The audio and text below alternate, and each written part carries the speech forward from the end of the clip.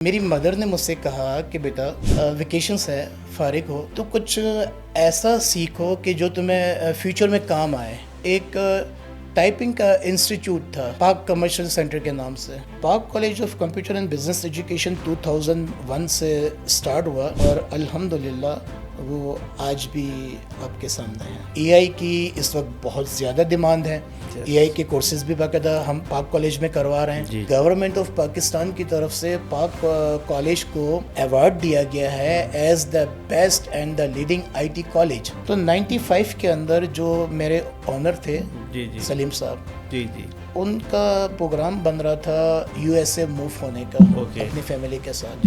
تو انہوں نے مجھے کہا کہ طالب میں اپنی فیملی کے ساتھ یو ایس اے جو ہے وہ موو ہو رہا ہوں، تو اس کی اونرشپ جو ہے وہ چینج کر لیتے ہیں۔ میں نے اپنے پاک کمرشل سینٹر میں ان کی ٹریننگ جو ہے نا دینا شروع کی۔ پھر ان کا ایک الگ سے وہاں سیٹ اپ بنایا۔